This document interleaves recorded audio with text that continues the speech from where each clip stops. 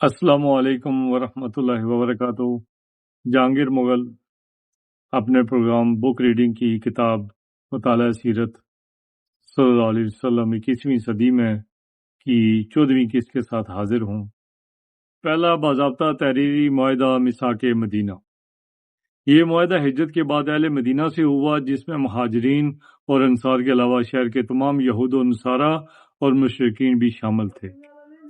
یہ تحریری معاہدہ ہے مدینہ کے مندرجہ ذیل طبقوں کے درمیان: الف، محمد نبی رسول اللہ صلی اللہ علیہ وسلم، ب، مسلمان قریش مکہ از ساکنین شہر مدینہ، جیم، مدینہ کے مسلمان، دال، مدینہ کے یہودی، اے، مدینہ کے نصرانی، غ، مدینہ کے غیر مسلم۔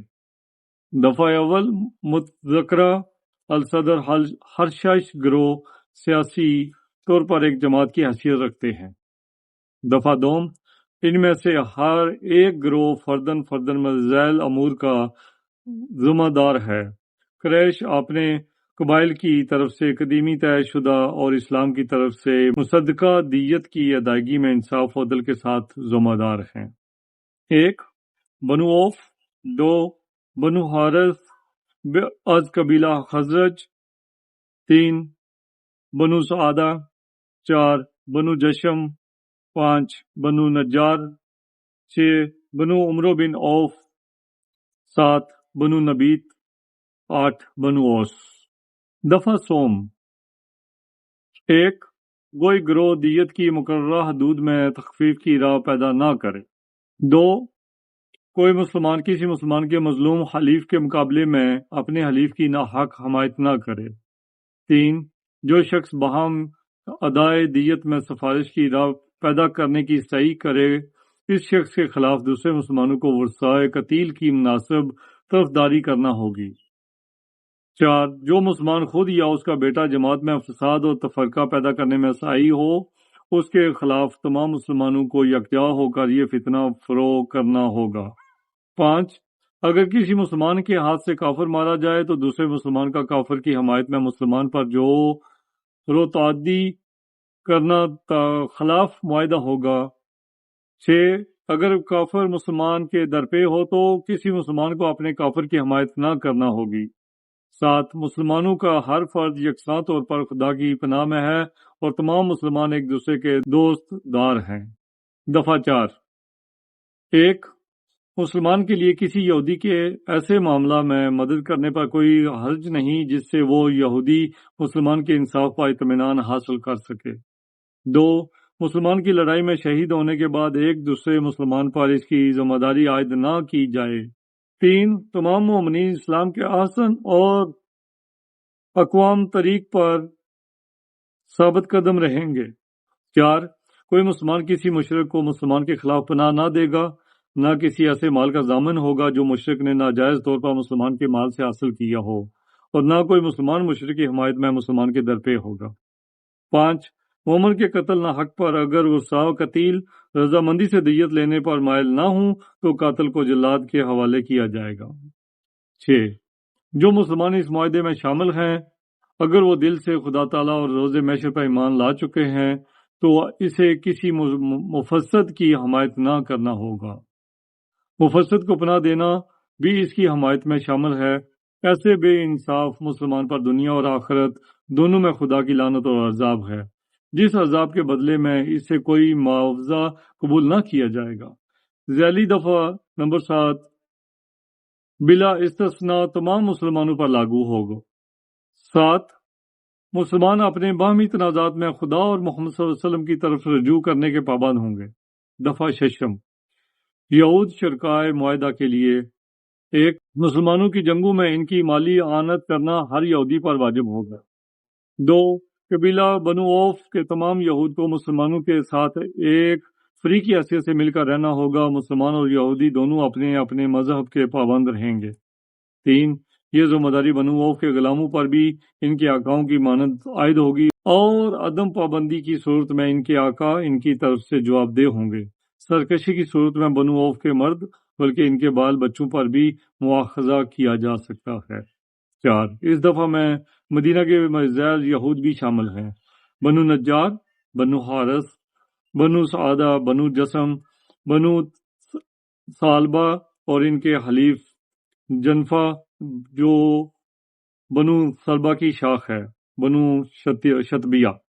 الغرض یہ دفعہ ہر یہودی قبیلہ کے حلیفوں پر لاگو ہے۔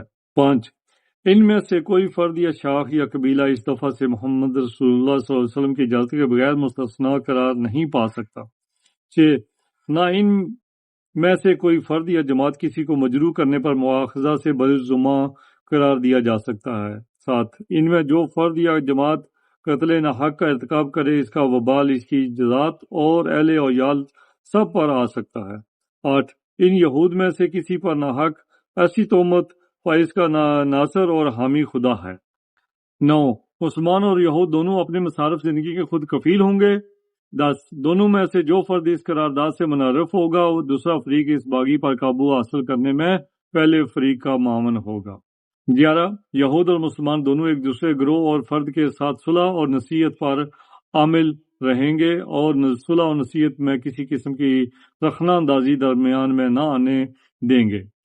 فریقین میں سے کوئی فرد یا جماعت دوسرے فریق کی حق تلفی گوارا نہ کرے گا بلکہ ایک دوسرے گروہ کے مظلوم کی حمایت کرنا اس کا فرض ہوگا۔ 13، مسلمان جب تک اپنے دشمنوں سے مصروف پیکار رہیں یہود ان کی مالی اعانت کرتے رہیں گے۔ 14، شہر مدینہ میں ایک دوسرے فریق کے ساتھ جنگ کرنا حرام ہے۔ 15، ہر فرد اپنے ہمسائے کی طرف داری اپنے نفس کی مانند کرتا رہے گا۔ 16، اس معاہدہ کے پابند افراد اور گروہ باہمی اختلاف اور تنازع کے مفسد کو خدا اور اس کے رسول محمد صلی اللہ علیہ وسلم کے سامنے پیش کریں گے۔ 17، شرکائے معاہدہ میں سے کوئی فرد یا جماعت قریش مکہ کو اپنے ہاں پناہ نہ دے گا اور نہ قریش مکہ کے حلیف کی جو حمایت کرے گی۔ 18، مدینہ میں حملہ ہونے کی صورت میں شرکائے معاہدہ میں سے ہر فرد اور جماعت حملہ آور کی مداخلت کے خلاف دوسرے فریق کی حمایتی ہوگی۔ 19، شرکائے قرارداد کسی جماعت کی طرف سے دشمن کے ساتھ مصالحت میں دوسرے گروہ میں شریک نہ ہوں گے۔ 20، دشمن سے صلح کی صورت میں اگر کسی نوع کی منفعت ہوگی تو مسلمانوں کی مانند دوسرے شرکاء قرارداد بھی اس سے متنفع ہوں گے۔ 21، البتہ جو شخص اپنے دین سے منحرف ہو جائے اس کے لیے یہ دروازہ بند رہے گا۔ 22، جنگی حالت میں معاہدہ فریق کے ہر فرد کو مالی اعانت میں اپنا حصہ ادا کرنا ہوگا۔ 23، قبیلہ اوس کے یہود اور ان یہود کے موالی حلیف بھی اس قرارداد کے اسی طرح پابند ہیں جس طرح وہ قبائل جن کا نام بنام ذکر اوپر آ چکا ہے۔ حرف آخر 1، اس معاہدہ کی خلاف ورزی ظالم اور مفسد کے سوا اور کوئی شخص نہیں کر سکتا۔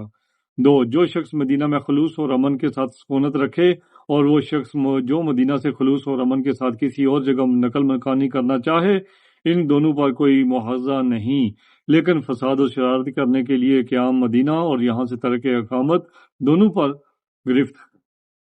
3، جو شخص دوسروں کے ساتھ بھلائی کا طلبگار ہے خدا تعالیٰ اور محمد صلی اللہ علیہ وسلم بھی اس کے خیر اندیش ہیں۔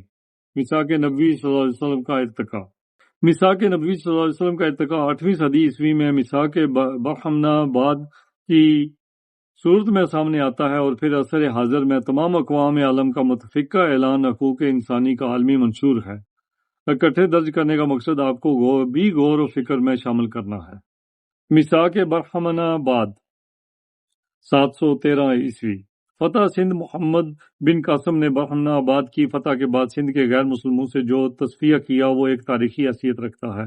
بدھ پرست ہندوؤں اور بدھ مت کے پیرووں سے مسلمانوں کے سیاسی تعلقات کا یہ پہلا موقع تھا اور غیر مسلم آبادی کے متعلق جو طریق کار اس وقت اختیار کیا گیا ہندوستان کی اسلامی حکومت کے لیے وہ چراغ راہ بنا۔